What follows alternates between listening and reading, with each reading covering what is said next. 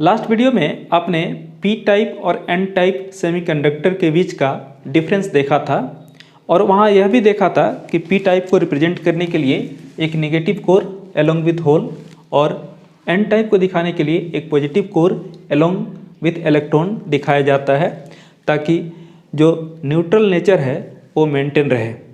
अब हम लोग पी टाइप और एन टाइप को ला करके एक साथ अगर ऐसा कंबाइन करें, अच्छा कंबाइन करने का मतलब यह नहीं है कि ला करके टच कर देंगे तो कंबाइन हो जाएगा, ये एक दूसरे के ऊपर जर्मिनेट करना पड़ता है, जस्ट लाइक सोल्डरिंग प्रोसेस धीरे धीरे। तो ऐसा क्यों, यह भी बात बता दें आपको कि अगर सीधे ला करके टच करते हैं तो टच करने से जो एनर्जी गैप है वो एनर्जी गैप ख़त्म नहीं होता और जब तक एनर्जी गैप रहेगा पी टाइप से एन की तरफ, एन टाइप के से पी की तरफ कोई भी फ्लो ऑफ चार्ज कैरियर नहीं होगा। जैसा कि आपको मालूम है कि पी साइड में होल्स की मेजॉरिटी होती है, यानी होल्स यहाँ पर मेजॉरिटी चार्ज कैरियर्स है, और वही एन साइड की बात करें तो इलेक्ट्रॉन्स की मेजॉरिटी होती है, यानी इलेक्ट्रॉन्स यहाँ पर मेजॉरिटी चार्ज कैरियर्स है। तो ऑब्वियस है कि यहाँ पर होल्स जो होगा वो माइनॉरिटी चार्ज कैरियर होगा और पी साइड में इलेक्ट्रॉन माइनॉरिटी चार्ज कैरियर होगा। अच्छा, यहाँ पर एक और चीज़, यहाँ आप होल्स देख रहे हैं कि नंबर में ज़्यादा हैं in comparison to n side, यानी यहाँ पर कंसंट्रेशन का डिफरेंस है। अब जब जला करके इसको एक दूसरे के साथ कंबाइंड कर देंगे तो कंबाइंड करने के बाद कंसंट्रेशन डिफरेंस के कारण होल्स का फ्लो होगा। अगर कंसंट्रेशन डिफरेंस के कारण फ्लो हो तो केमिस्ट्री में उस टर्म को एक नाम दिया जाता है, नाम से आपको शायद याद होगा, और वह नाम क्या है, डिफ्यूजन। तो बेसिकली होल्स का जो डिफ्यूजन है इस तरफ स्टार्ट हो जाएगा और होल्स डिफ्यूजन आप एरो से ऐसा दिखा सकते हैं। अगर यही बात हम लोग इलेक्ट्रॉन्स की बात करें तो इलेक्ट्रॉन्स एन साइड में ज़्यादा है, पी साइड में कम है, मतलब यहाँ पर भी कंसंट्रेशन डिफरेंस है और कंसंट्रेशन डिफरेंस के कारण इलेक्ट्रॉन्स का जो डिफ्यूजन होगा वो इस तरफ होगा, यानी इलेक्ट्रॉन्स का भी डिफ्यूजन आप दिखा सकते हैं। क्योंकि डिफ्यूजन स्टार्ट हो गया है तो डिफ्यूजन की वजह से जो एक करंट प्रोड्यूस होगा, सेट होगा, इस करंट का नाम आप डिफ्यूजन करंट देंगे। लेकिन इस डिफ्यूजन करंट का डायरेक्शन किधर होगा, तो डायरेक्शन ऑफ करंट याद कीजिए, करंट इलेक्ट्रिसिटी, जहाँ पर हम लोगों ने डिसाइड किया था कि conventional direction of current always along the direction of flow of positive charge. Because holes को आपने यहाँ पॉजिटिवली मान के रखा है, इसलिए ऐसा करना होगा कि जो करंट है होल्स के मूवमेंट के कारण इस तरफ, तो ऑब्वियस है कि इलेक्ट्रॉन के मूवमेंट के कारण करंट किस तरफ, तो इलेक्ट्रॉन के मूवमेंट के कारण जो करंट होता है वो उसके अपोजिट डायरेक्शन में, यानी दोनों के वजह से, दोनों के डिफ्यूजन की वजह से करंट का डायरेक्शन यही होगा, या आप कह सकते हैं कि डिफ्यूजन करंट जो है वो इस तरफ रिप्रेजेंट होगा।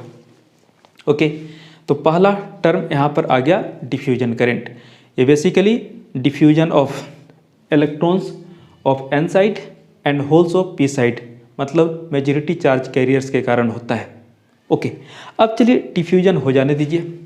तो सबसे पहले डिफ्यूजन पहला लेयर का होगा, ये इलेक्ट्रॉन होल कंबाइन होकर के न्यूट्रल होता जाएगा, न्यूट्रल होता जाएगा और न्यूट्रल होता जाएगा।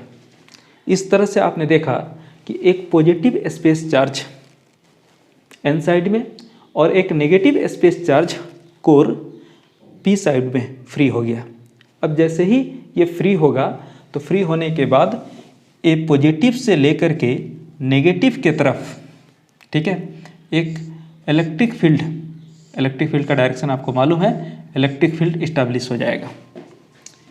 अब इस इलेक्ट्रिक फील्ड के प्रेजेंस में, इस इलेक्ट्रिक फील्ड के प्रेजेंस में माइनॉरिटी चार्ज कैरियर्स के बोलने का मतलब क्या है कि electrons of p side and holes of n side move करेंगे।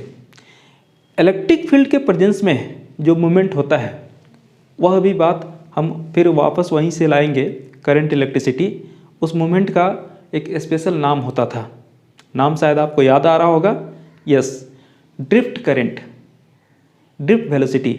तो यहाँ पर ड्रिफ्ट स्टार्ट हो जाएगा। अब देखिए होल्स जो बेसिकली इस तरफ माइनॉरिटी में थे, नहीं थे ऐसा नहीं है, थे माइनॉरिटी में थे, वो इस तरफ मूव करना शुरू करेंगे जिसको आप क्या कहेंगे, ड्रिफ्ट, होल्स ड्रिफ्ट।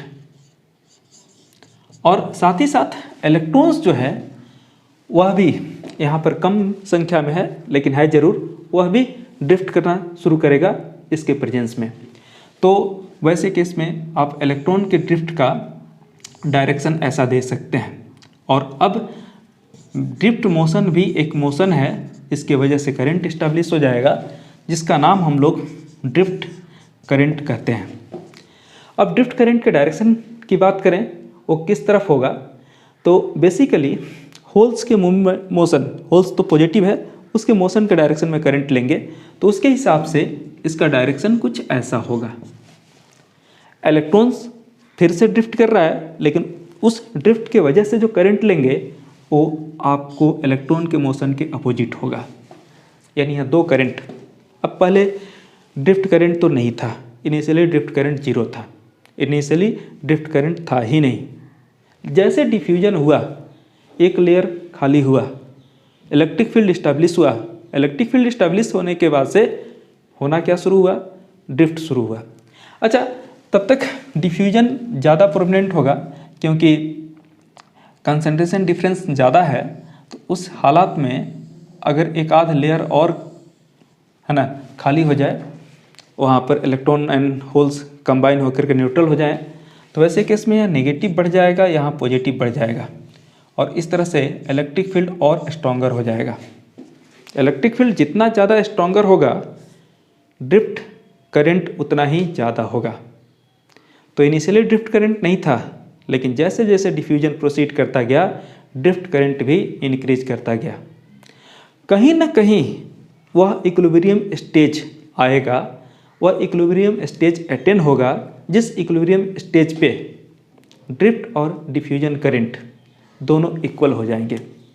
और जब ड्रिफ्ट एंड डिफ्यूजन करंट दोनों इक्वल हो जाएंगे तो उस वक्त होगा क्या, आप देख सकते हैं कि एक तरफ आपका पी साइड है, दूसरे तरफ एन साइड है और बीच में आप ऐसा एक स्पेस चार्ज रीजन बन जाएगा। ये पी साइड है ना और ये एन साइड, बीच में स्पेस चार्ज रीजन जो एक तरफ से है ना कोर बेसिकली नेगेटिव, दूसरे तरफ से पॉजिटिव ऐसा दिखेगा। ओके, इस रीजन को जिस में स्पेस चार्ज रीजन रहेंगे डिप्लेशन रीजन कहा जाता है। ओके, तो आप अभी तक दो current, diffusion current, drift current और साथ ही साथ इस रीजन का नाम जान गए। इस रीजन का नाम क्या है, डिप्लेशन रीजन।